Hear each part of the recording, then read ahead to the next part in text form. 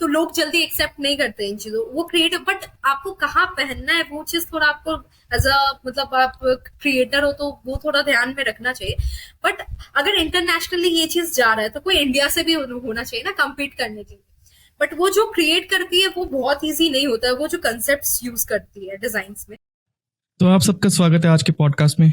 तो सबसे पहले मैं अपने गेस्ट से जानना चाहूँगा मैं चाहूँगा कि वो अपने बारे में थोड़ा सा हमें बताएं। मेरा नाम साक्षी है एंड मैं फैशन डिजाइनर हूँ by profession. And last year ही मैंने 2022 में अपनी ग्रेजुएशन की डिग्री कंप्लीट की थी from Banaras Hindu university. And अभी मैं जॉब कर रही हूँ। सो अभी रिसेंटली एक 1 ईयर मेरा कंप्लीट हुआ है सितंबर। Okay, can you share the story of how you become interested in fashion design? So like मेरे जो घर के जो लोग हैं, बैकग्राउंड है, वो ज्यादातर, क्योंकि मैं बिहार से बिलोंग करती हूँ, तो ज्यादातर सब लोग वहाँ पे सिर्फ और सिर्फ गवर्नमेंट जॉब के प्रिपरेशन के बारे में बात करते हैं, या फिर कुछ डॉक्टर या इंजीनियर, उससे ज्यादा हम कुछ सोच नहीं पाते, राइट। तो मेरा ये था कि मुझे 9 to 5 वाला जॉब करना था, बट मुझे ये था कि स्टार्टिंग से मैं कुछ क्रिएटिविटी की तरफ ज्यादा थी, बिकॉज मेरी मम्मी इस चीज में बहुत ज्यादा थी। उनको थोड़ा आर्टिस्टिक चीजें बहुत पसंद है। जैसे वो अभी मेकअप आर्टिस्ट कभी उन्होंने रिसेंटली कोर्स किया, बट 2004 से उनका पार्लर था, राइट। तो उस टाइम में मैं देखती थी कि वो जैसे टेडी बियर्स क्रिएट करती थी, या फिर कुशन कवर्स बनाती थी, या फिर छोटी छोटी चीजें वो करती थी। तो वो मुझे बहुत ज्यादा फैसिनेट करती थी। एंड तब से मैंने सोचा कि मैं ये मेरा एक ऐसा फील्ड है, ये मेरा अपना कह सकते जोन है, जिसमें मैं अपना लाइक 15 to 16 आवर्स आराम से दे सकती हूँ। एंड तब से मेरा ये जो मतलब एक तरह से आप समझ सकते हो, जो इंस्पिरेशन थी मेरी मम्मी की, तो तब से मुझे लगा कि हाँ, मुझे डिजाइनिंग की तरफ ही जाना चाहिए। तो मैंने आफ्टर 12 कंप्लीट होने के बाद जस्ट मैंने बनारस यूनिवर्सिटी का एंट्रेंस टेस्ट दिया। एंड वहां पे मेरा स्कोर अच्छा आया। देन मेरी मम्मी ने बोला तुम जाओ करो, तुम थोड़ा, क्योंकि अपनी तरफ क्या होता है ना, फैशन को इस तरीके से देखा जाता है कि मतलब फैशन मतलब थोड़ा सा वो साइड आप समझ सकते हो कि बहुत ज्यादा लड़कियां बिगड़ जाती है, काइंड ऑफ ऐसा कुछ। तो बट ऐसा रियलिटी में कुछ भी नहीं है। जो फैशन है बहुत एक इमोशनल कनेक्शन आपको बना के देता है अपने, मतलब अगर आप पैशनेट हो उस चीज को। तो यहाँ से मेरी जर्नी स्टार्ट। Okay. अगर मैं फैशन इंडस्ट्री की बात करूं, it has a reputation for being glamorous, तो but it also involves hard work and challenges. So मैं चाहूंगा कि आप ऑडियंस को बताएं कि what are the some misconceptions people think about the fashion industry. बहुत सारे मिसकंसेप्शन है। लाइक लोगों को लगता है ना कि जॉब्स लेना या फिर सक्सेस इसमें बहुत इजी है, बट ऐसा कुछ नहीं है। फोकस एंड डेडिकेशन बहुत ज्यादा इसमें जरूरी होती है। And one of the thing कि लोग को लगता है कि सिर्फ फैशन डिजाइनिंग में आने के लिए फैशन डिग्री होना जरूरी है। बट हाँ, बहुत हद तक अभी जैसे कंपटीशन है तो आपको जरूरत है डिग्री की, मैं नहीं बोल रही कि जरूरत नहीं है। बट अपने बहुत सारे डिजाइनर्स, लाइक इंडियन डिजाइनर्स को पकड़ो तो मनीष मल्होत्रा, अंजुम मोदी, बहुत सारे ऐसे डिजाइनर्स है जिन्होंने कभी लाइक डिग्री नहीं ली, कभी कोई कॉलेज, फैशन कॉलेज में उन्होंने परस्यू नहीं किया था। And Coco Chanel also one of the most popular world wide. तो फर्स्ट तो ये भी चीज होता है कि यार चलो फैशन में अगर जाना है तो तुमको जरूरत पड़ेगा कि तुम सिर्फ यही स्कोप, मतलब यही वे को लेके तुम जाओ।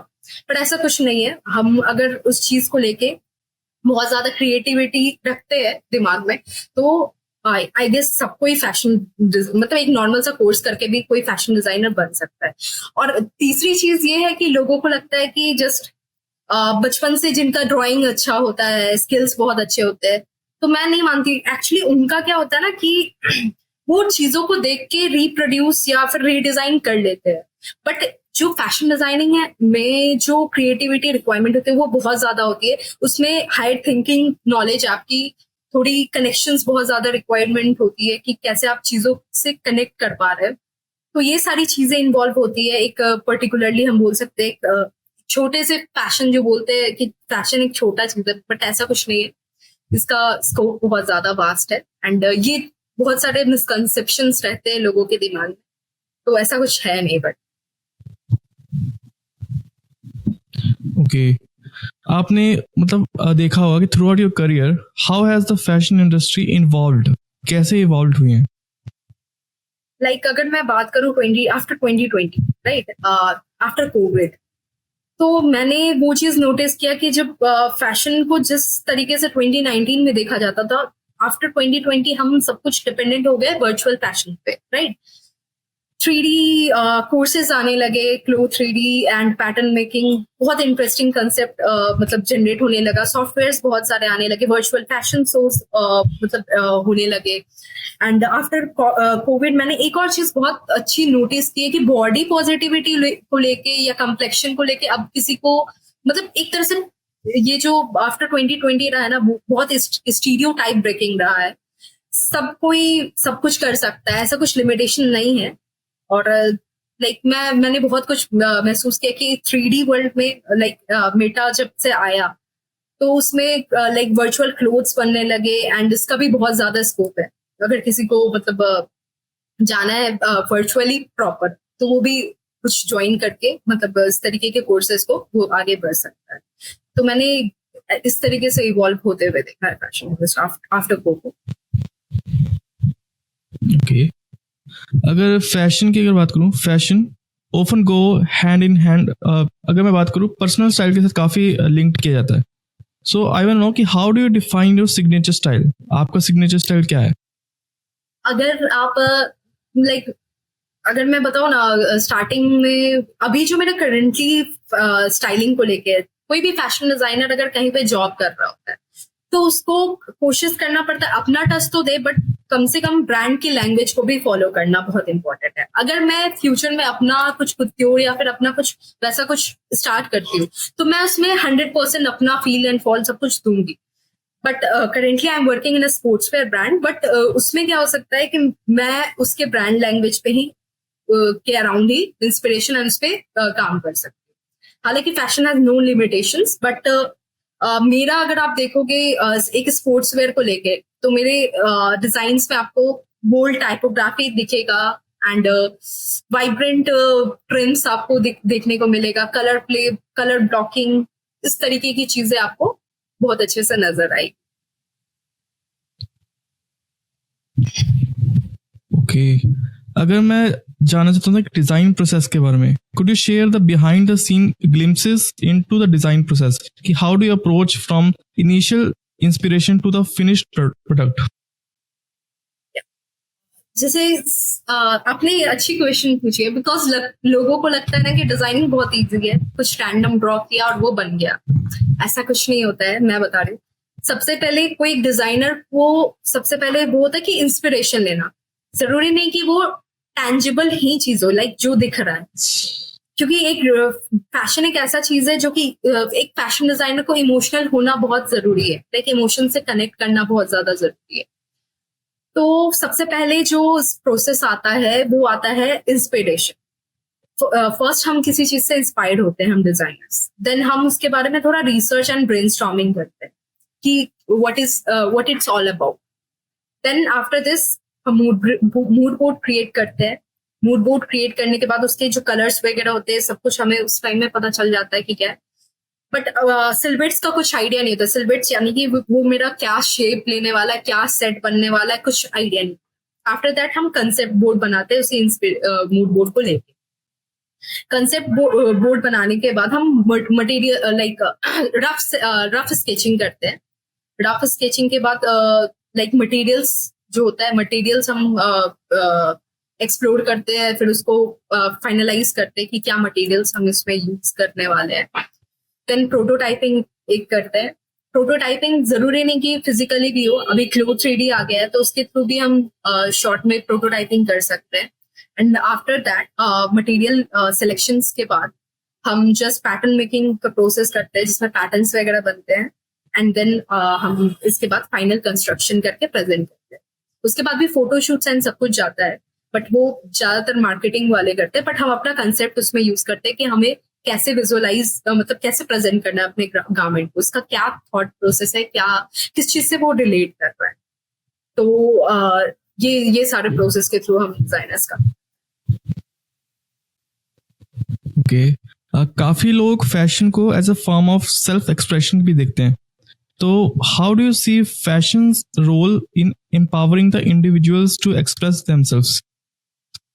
या तो फैशन अगर हम देखें तो हर कहीं, अगर आप किसी को आप फैशन के थ्रू ही उसके गारमेंट्स एंड उसके accessories, not about the whole garments I am talking about, but accessories क्या वो फुटवेयर यूज कर रहा है, उसके थ्रू ना हम उसको हम ये भी पता कर सकते हैं कि वो किस कल्चर से, किस बिलीफ से वो बिलोंग करता है। ऑल्सो उसके लाइक मतलब उसके क्रिएटिविटी को भी हम जान सकते हैं फैशन के थ्रू कि वो कितना क्रिएटिव है, उसके प्रोफेशन को से भी ज्यादा तर हम कह सकते हैं रिलेट कर सकते हैं, उसके पर्सनल आइडेंटिटी को भी हम जान सकते हैं। तो लाइक या ये बहुत बड़ा, फैशन एक बहुत बड़ा रोल प्ले करता है अपने आप को एक्सप्रेस करने। ओके, अगर मैं बात करूं बॉलीवुड का फैशन इंडस्ट्री पे क्या इम्पैक्ट रहा है? बॉलीवुड का फैशन इंडस्ट्री में बहुत पहले बहुत पहले से, जब मुझे याद है मुगले आजम जब चला था, तो उस टाइम में मनीष मल्होत्रा ने उस तरीके के आउटफिट्स क्रिएट किए थे, कैसे हम क्रिएट कर सकते हैं, क्योंकि फैशन बहुत लेट ही आया है अपने इंडिया में। उस समय लोग उतना वैल्यू नहीं करते थे। अब करेंटली के डेट में आफ्टर 1990 आप देख सकते हो, तो बहुत ज्यादा फैशन को हम फॉलो करना स्टार्ट किए। तो बॉलीवुड एक कह सकते हैं बहुत मेजर रोल प्ले किया है, क्योंकि एक कह सकते हैं हम जो फर्स्ट हमारे दिमाग में आता है ना ट्रेंड सेटिंग वाला चीज, वो बॉलीवुड को देख के ही आता है। तो हमारे भी डिजाइनर्स, इंडियन डिजाइनर्स बहुत फेमस हो रहे हैं वर्ल्ड वाइड। राहुल मिश्रा देख सकते हो, बट कॉस्ट्यूम डिजाइनर्स की भी बात करें तो रितु बेरी जैसे हो गई, और भी डिजाइनर्स है बहुत सारे। तो वो लोग क्या कर रहे हैं, मिक्स एंड मैच करके वो क्रिएट कर रहे हैं बहुत कुछ, जो कि not in India but globally वो चीज फेमस हो रहा है। तो ये बहुत बहुत अच्छा रोल प्ले कर रहे हैं बॉलीवुड वाले। आपके ओपिनियन के हिसाब से कौन सा ऐसा बॉलीवुड सेलिब्रिटी है जिसका मतलब यूनिक फैशन सेंस है, मतलब जिसका मतलब अलग ही है, मतलब या लाइक आप हालांकि मुझे रणवीर सिंह का स्टाइल बहुत अच्छा लगता है। वो भले ही उटपटांग चीजें करता है, थोड़ा सा बोलते हैं ना अवंत-गार्ड वाला चीज, वो चीज क्रिएट करता है, बट वो चीज के लिए गट्स भी चाहिए होता है आपको। तो मुझे पर्सनली रणवीर सिंह वो जो कलर्स में आता है, वो कुछ मल्टीपल कलर्स को यूज करके कॉर्ड्स पहन के या फिर रोब स्टाइल में वो क्रिएट करता है। तो मुझे स्टार्टिंग से रणवीर सिंह मेरा फेवरेट है इस बार। तो मुझे इसका स्टाइलिंग बहुत अच्छा लगता है, जिस तरीके से उसके डिजाइनर ने उस चीज को कंपोज किया होता है। लाइक मुझे बहुत पसंद है, and I love print so much, so मुझे उसका स्टाइल बहुत अच्छा लगता है पर्सनली। ट्रेंड्स की अगर बात करूं फैशन में, तो इट कैन बी साइक्लिक, मतलब जो ट्रेंड 10 साल पहले था वो अचानक से प्रेजेंट में एकदम से ट्रेंडिंग पे आ जाता है। तो अगर आपको अप्रोच करना हो उसी डिजाइन को एक नए तरीके से, मतलब अपने स्टाइल में, बट उसका जो मेन कंसेप्ट है उसको चेंज नहीं करना, बस अपने हिसाब से उसमें कुछ नए एलिमेंट्स ऐड करने हैं, तो आप किस तरीके से अप्रोच करते हो उस चीज को? सबसे पहले मैं उसके हिस्टोरिक ट्रेंड को जानती हूँ, ये कहाँ से इमर्ज हुआ, ओरिजिन क्या था इसका। लाइक पहले रिसर्च करती हूँ उसके बारे में। देन आप लाइक मेरा आप प्रोसेस सुनोगे तो मेरा इस तरीके का प्रोसेस रहता है। लाइक आप मान सकते हो 25% मेरा जो होता है वो मेरा खुद का स्टाइलिंग देना होता है उसमें। जस्ट मैं स्टार्टिंग से समझाती हूँ। सबसे पहले मैंने रिसर्च किया उस चीज के बारे में, देन उसको मिक्स एंड मैच किया, उसमें थोड़ा सा अपना स्टाइल डाला, and then after current trend से वो मिलना भी चाहिए, राइट? जो अभी करेंट में क्या ट्रेंड चल रहा है, without harming the classic one. जो क्लासिक अपने एग्जिस्टिंग वाले हैं उसको ज्यादा हार्म नहीं करना है, राइट? तो मेरा जो प्रोसेस रहता है वो 60-20-20 का रहता है। लाइक मैं सबसे पहले जो 60% होता है वो ओरिजिनल ट्रेंड ही रहता है, मतलब जो पहले क्लासिक स्टाइल होता है। देन 20% मैं मिक्स एंड मैच करके अपना स्टाइल थोड़ा क्रिएट करती हूँ, एंड 20% थोड़ा ट्रेंड से भी मैच करती हूँ, बिकॉज पुराने वाले को हमें पूरा खत्म नहीं करना, राइट? तो ये मेरा प्रोसेस है। एंड इसमें ये भी चीज एक बहुत इंपॉर्टेंट रोल मतलब नोट ध्यान में रखना होता है कि फ्यूचर में भी ये वापस से जब रिपीट हो तो इसका कुछ हो सके, राइट। अब सब कुछ सारे एलिमेंट्स को हमें एक ही बार नहीं डालना, उसमें कुछ कुछ एलिमेंट्स को हमें चीजों को चेंज करना है जो कि इसका यूएसपी पॉइंट बन सकता है। तो मेरे हिसाब से मैं इस तरीके से क्रिएट करती हूँ, सबका अपना प्रोसेस है। ओके ओके, अगर मैं टाइप्स ऑफ फैशन की बात करूं तो फैशन भी कई टाइप के होते हैं, तो मैं चाहूंगा कि आप थोड़ा सा बताएं कि फैशन कितने टाइप के होते हैं।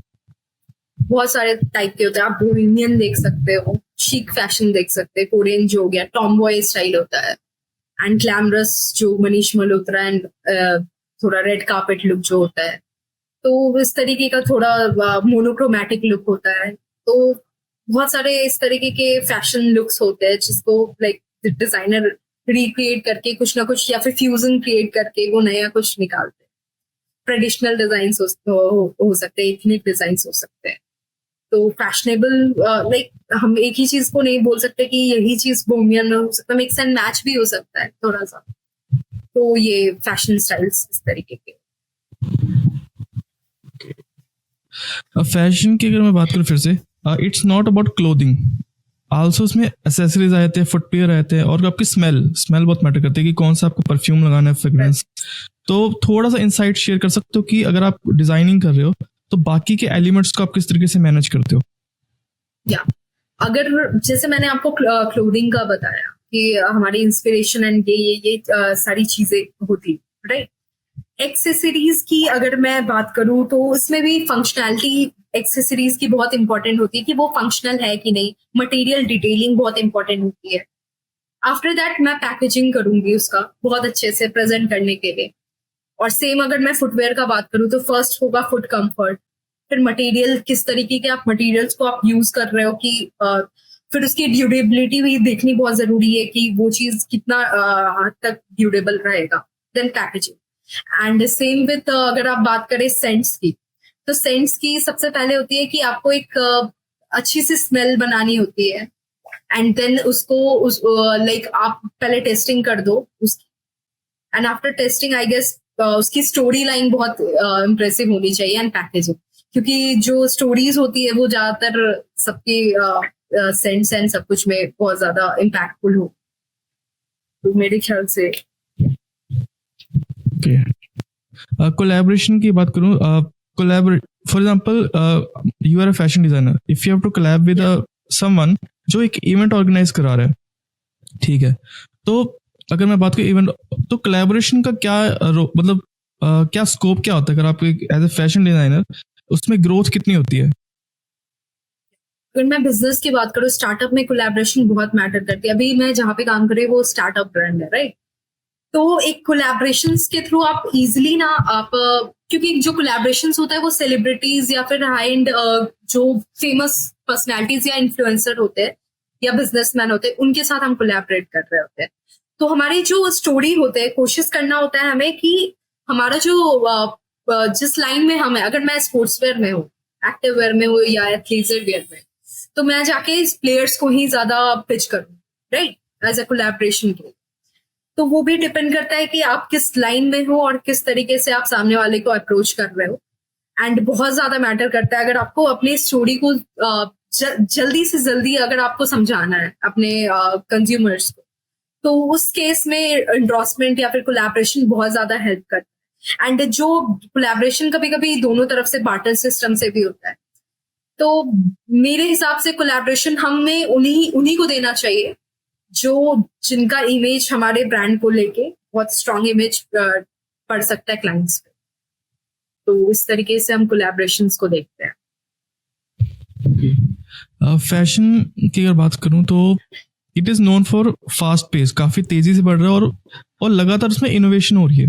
तो how do you stay motivated और creatively inspired. Motivations like travelling से सबसे पहले हमें बोला जाता है ट्रैवल करो, अपने आसपास के कल्चर्स से इंस्पिरेशन लो। बट अगर आप इनोवेशन का बात करो तो अभी सस्टेनेबिलिटी वर्ड बहुत ज्यादा ट्रेंडिंग में आफ्टर 2020, क्योंकि हम अपने अर्थ को लेके बोल सकते हैं, एनवायरनमेंट को लेके बहुत ज्यादा थोड़ा सा पॉजिटिव हो चुके हैं कि आफ्टर कोविड हमें थोड़ा सा वो लग गया है कि अब थोड़ा सा कंट्रोल करना चाहिए। तो जैसे मैं बताऊं कि अपने जो लैंडफिल्स होते हैं ना, तो लाइक 50-40% तो अपने क्लोथ से ही भरे होते हैं, राइट। तो मेरे लिए इनोवेशन फैशन में इनफैक्ट हर किसी को फ्यूचर के लिए भी ये चीज रिकॉर्ड कर लेना चाहिए कि एज अ फैशन डिजाइनर अगर आप किसी चीज को लेके रीयूज या रिक्रिएट कर रहे हो या फिर उसको थोड़ा सा इनोवेटिव बना के, स्ट्रॉज को लेके आजकल डिजाइनर्स बहुत वो एम्बलिशमेंट में डाल रहे हैं या फिर अलग अलग प्लास्टिक्स को लेके पॉलिस्टर में कन्वर्ट कर रहे हैं। तो अगर आप सस्टेनेबिलिटी वाले चीज को, कोई भी एक चीज को, हो सकता है पैकेजिंग में आप फॉलो करो, गारमेंट में फॉलो करो या ट्रिम्स में फॉलो करो, अगर आप कर रहे हो ये चीज, तो मेरे लिए वो इनोवेशन से कम नहीं है। क्योंकि एक पर्टिकुलरली सस्टेनेबिलिटी को आप मेंटेन करने में ना 10 प्रोसेस निकाल दोगे जो कि इनोवेशन की तरह ज्यादा मतलब होगा। तो मेरे ख्याल से फर्स्ट हमें ट्रैवलिंग एंड थोड़े बहुत कल्चर्स को घूम के देखना चाहिए। फिर मूवीज एंड ट्रेंड्स को पकड़ के चलना चाहिए कि अभी what is trending right now, और थोड़ा लाइव स्ट्रीमिंग वगैरह भी देख लिया करो अगर आए तो, कि क्या कहाँ पे क्या चल रहा है। और मुझे इस हिसाब से लगता है कि इस तरीके से हम इनोवेटिव रह सकते हैं। और थोड़े जर्नल्स वगैरह भी पढ़ना चाहिए, लाइक फैशन शो मैगजीन्स और या फिर रनवे मैगजीन्स। तो अगर मैं बात करूं इंस्टाग्राम की या ट्विटर की, तो उसका क्या इम्पैक्ट रहता है किसी भी फैशन इंडस्ट्री में, और किस तरीके से वो अफेक्ट करता है to connect with audience? Fashion industry की बात करूँ तो सोशल मीडिया बहुत ज्यादा हद तक हेल्प करता है हमारा। लाइक अगर हमें किसी फैशन शो या फैशन डिजाइनर के रनवेज देखने होते हैं तो लाइव स्ट्रीमिंग पे हम इजिली देख सकते हैं वो चीज। दूसरी चीज, जो मार्केटिंग प्रमोशनल एक्टिविटीज जो होती है वो बहुत इजी उसने कर दिया इंस्टाग्राम ने या फिर फेसबुक ने। तो हम उससे क्या कर सकते हैं, एक तो टारगेट ऑडियंस भी हम अपने क्रिएट कर सकते हैं कि हाँ पर्टिकुलरली हमें यहाँ ही यहीं पे अपना प्रोडक्ट बेच। दूसरी चीज है जो यूजर जनरेटेड कंटेंट्स भी वो जो हम यूजर से बनवा सकते हैं कि हाँ आपको हमारा प्रोडक्ट कैसा लगा। और डायरेक्टली कम्युनिकेशन जब होता है कि रील्स के थ्रू या फिर एक होता है ना कि प्रोडक्ट के पोस्ट पे सडनली अगर किसी ने लिखा कि ये दिक्कत आ रही है या प्रॉब्लम या ये रिव्यूज काइंड ऑफ आप देख सकते हैं, तो उस तरीके से फीडबैक भी ले सकते हैं हम। और आजकल तो बहुत शॉर्ट में अगर आप रील्स वगैरह देख रहे होंगे तो वहां पे भी click now, click here to shop, ये वाला चीज बटन क्रिएटेड रहता है जिसके थ्रू इजिली क्लाइंट्स जो उनको दिख रहा है वो ज्यादा विदाउट सोर्सिंग किए हुए, सर्चिंग किए हुए, वो वहां पे जाके वो इजिली ग्रैब कर सकते हैं वो सर्च चीजें। तो लाइक फैशन की बिहाफ पे अगर डिजाइन प्रोसेस को भी बहुत ज्यादा हेल्प किया है लाइक सोशल मीडिया ने।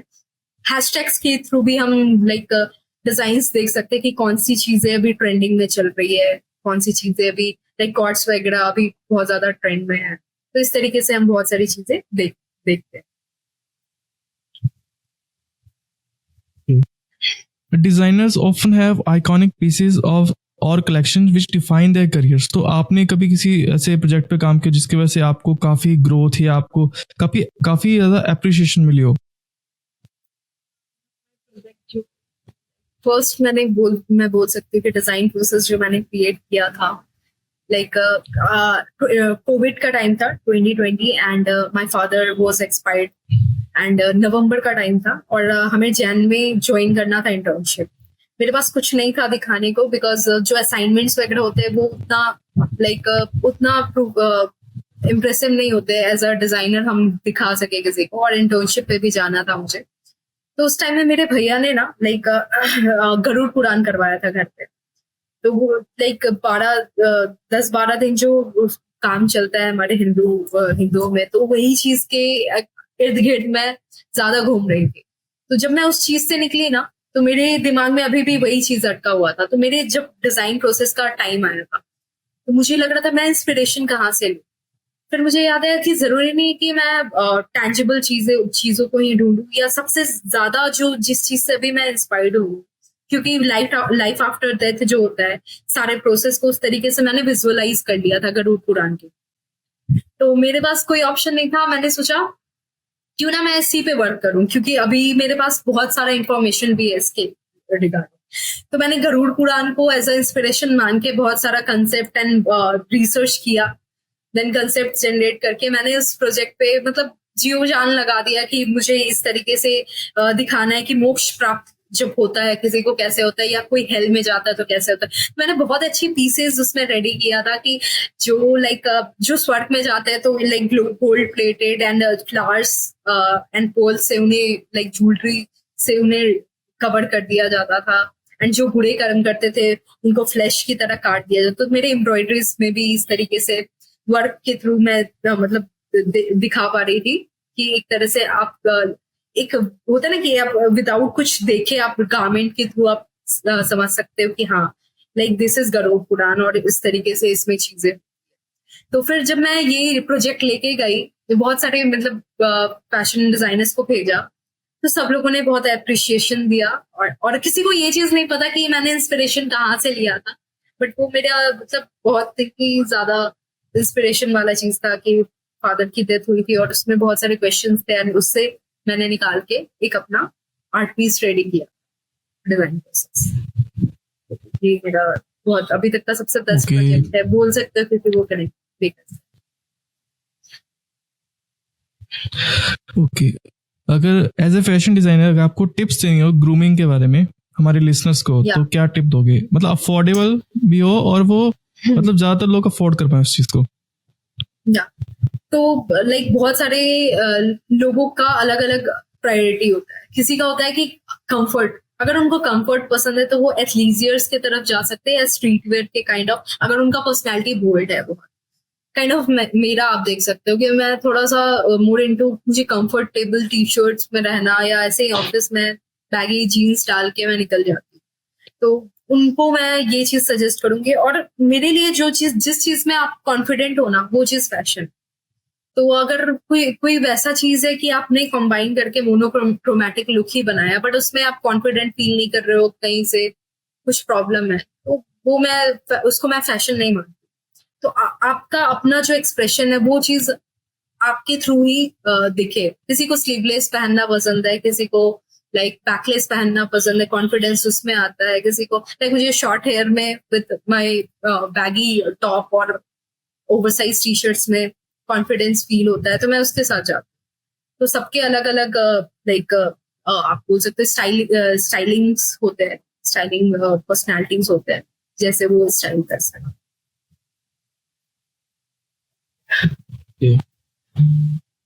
Fashion industry itself is highly competitive. तो how do you handle competition?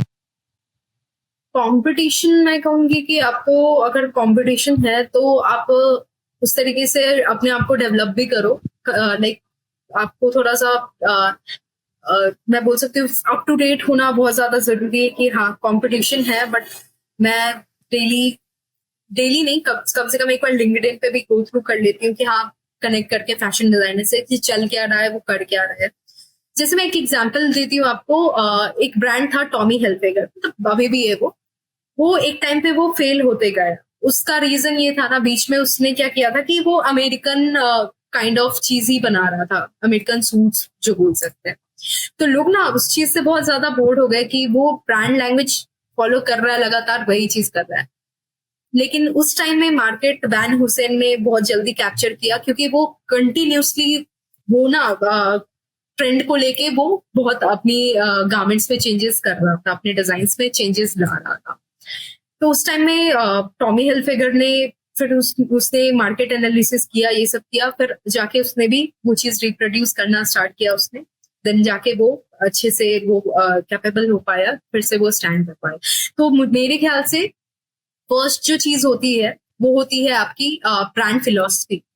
वो बहुत इंपॉर्टेंट, स्ट्रॉन्ग पॉइंट रखना बहुत जरूरी है उसमें। ब्रांड फिलॉसफी से हम आते हैं ब्रांड आइडेंटिटी को बनाने को, देन ब्रांड आइडेंटिटी से हम उससे निकालते हैं ब्रांड एस्थेटिक्स। तो इन चीजों को फॉलो करना चाहिए, बट ट्रेंड्स के साथ भी मिक्स एंड मैच करना चाहिए, अप टू डेट होना चाहिए। पता चला हम आज भी वही प्रोसेस यूज करके कर रहे, क्योंकि फैशन बहुत जल्दी चेंज होता है। तो इस हिसाब से आप कंपटीशन को आप टैकल कर सकते। ओके अगर मैं वेस्टर्न कल्चर की थोड़ी बात करूँ, वो इंडिया में काफी आ चुका है आज के टाइम में। तो उसका मतलब जो डिजाइन होते हैं आज, most of designs are inspired by the western culture. तो उसका आपका क्या ओपिनियन है इस चीज पे? हम फ्यूजन में भी बहुत सारे साड़ीज को क्रिएट कर रहे हैं, क्योंकि एक्चुअली हमारा इंडियन डिजाइनर्स का भी मोटो है कि हम ग्लोबलाइज हो, ठीक है। तो फॉरेन वाला चीज को भी हम मिक्स एंड मैच करके थोड़ा सा इंडियन ट्विस्ट में लाके वो दिखा रहे हैं, तो मेरा ये पॉजिटिव ही रहेगा। लाइक हाँ, मैं इस चीज को पॉजिटिव वे में ही बोलूंगी कि हाँ, हमें भी इंस्पिरेशन लेके एंड उस पे वर्क करना चाहिए, एंड अपनी चीजों को भी साथ साथ लेके चलना चाहिए। जैसे आजकल आप देख रहे हैं, हमने भी लाइक फॉरेनर्स को साड़ी वगैरह में बहुत बहुत जगह पे रील्स वगैरह में नोटिस किया है, तो उन्हें भी हमारे कल्चर को लेके बहुत कुछ इंस्पायर्ड हो रहे हैं। एंड ऑल्सो मिडिल ईस्ट तरफ भी आप देख लो, या फिर और भी जगह पे वर्ल्ड वाइड साड़ीज बहुत ज्यादा ट्रेंड में हैं। लाइक इंडियन डिजाइनर से, जैसे मैंने अभिजीत के पास भी मैं गई थी इंटर्नशिप करने, उन्होंने भी बताया कि साड़ीज के भी ऑर्डर्स आते हैं। मुझे लगा साड़ी वहां पे इनफैक्ट जो अपने इंडियन एनआरआईज वगैरह है वो लोग भी ऑर्डर करते हैं वहां पे, एंड उसको देख देख के फॉरेनर्स भी सोचते हैं यार चलो हम भी थोड़ा करते हैं। तो ऐसा नहीं है कि सिर्फ वेस्टर्न कल्चर ही इंडिया में आया है। अभी मेरा ओपिनियन, मेरे ओपिनियन के हिसाब से इंडियन कल्चर भी वेस्टर्नाइज हुआ है। मतलब वेस्टर्न इंडियन कल्चर को भी फ्यूजन में क्रिएट करके हम ग्लोबली पहुंचे हैं वर्ल्ड वाइड।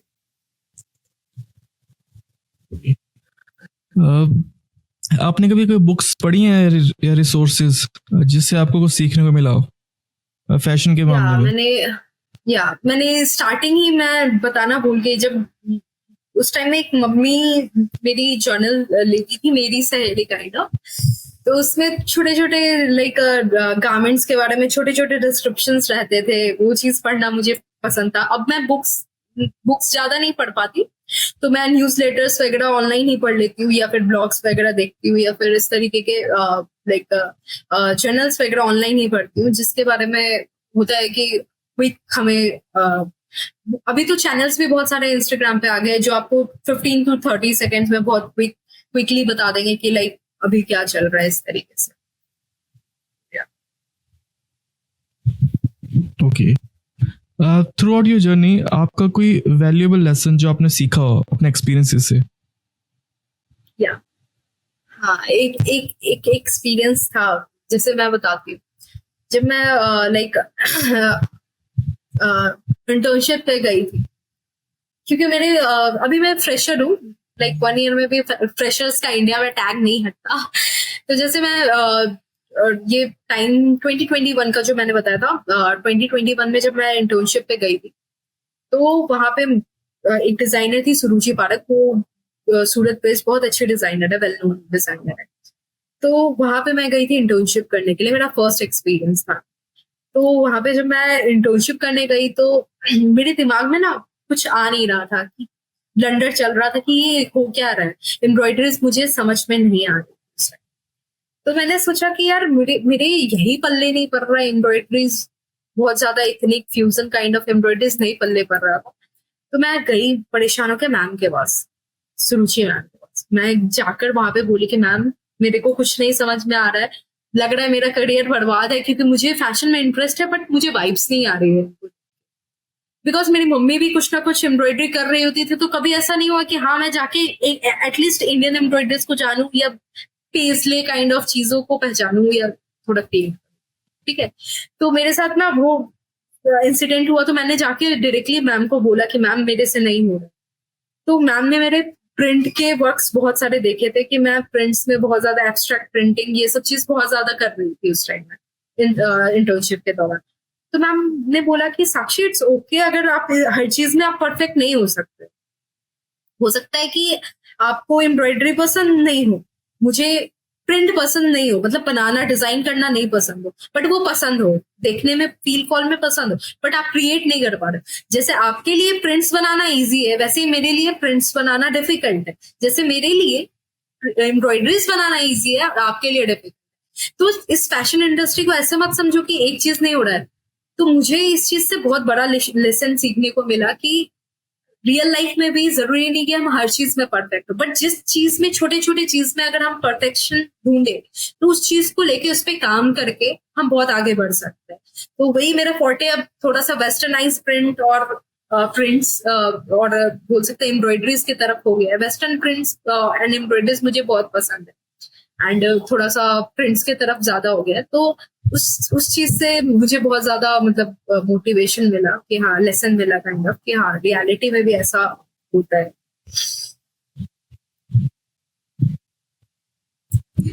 ओके, अगर किसी को अपना एक खुद का यूनिक स्टाइल बनाना हो, कोई भी इंडिविजुअल है जिसको मतलब मैं चाहता, फॉर एग्जाम्पल कोई भी एक इंसान है, वो उसको अपना एक यूनिक स्टाइल बनाना है in terms of dressing, accessories, तो वो शुरुआत कहाँ से कर सकता है? मतलब क्या क्या स्टेप्स होने चाहिए कि वो खुद का एक यूनिक स्टाइल बना पाए?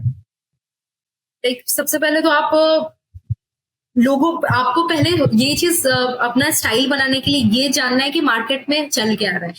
हो सकता है कि आपका वो स्टाइल आप सोच रहे हो बट दूसरा कोई करके बैठ गया। तो सबसे पहले आप पूरा स्टडी तो कर नहीं पाओगे, बट आप चीजों को घूम के या रिसर्च करके थोड़ा समझो कि अगर आप मुझे ये चीज पर्टिकुलरली पसंद है, सपोज करो प्रिंट पसंद है, तो मैं प्रिंट के थ्रू और डिजाइनर्स को फॉलो करूं और देखो कि वो कर क्या है। ठीक है, तो अगर आपको अपना सिग्नेचर स्टाइल बनाना है तो थोड़ा आप लोगों के वर्क को देखो, तब कुछ आपका अपना कुछ समझ में आएगा कि हाँ, वो ये कर रहे हैं तो मैं क्या कर सकती हूँ। तो बेसिक इंस्पिरेशंस लेना स्टार्ट करो। हो सकता है कि आप फ्यूजन से स्टार्ट करो कि अपना कुछ मिक्स एंड मैच क्रिएट करो, देन हो सकता है 50% दूसरे का एंड अपना क्रिएट करो। बट धीरे धीरे करते करते आप आपको एक अपनी यूएसपी पता चल जाएगी कि हाँ, ये चीज मैं ही कर सकती हूँ, और मैं यूनिक मतलब मार्केट में अगर देखूं तो ये देख के बता सकते हैं कि हाँ, ये साक्षी ने डिजाइन किया। तो वो चीज करते करते आपको लग जाता है टाइम, थोड़ा बहुत लगता है टाइम। बट सबसे पहले आप ऑब्जर्वर, जब तक आप अपने आसपास की चीजों को अच्छे से ऑब्जर्व नहीं करो, तब तक ये चीज नहीं हो पाएगा। तो वो चीज आपको थोड़ा सीखना जरूरी है कि हाँ, बाकी क्या कर रहे हैं, फिर मैं उससे क्या निकाल के कर सकती।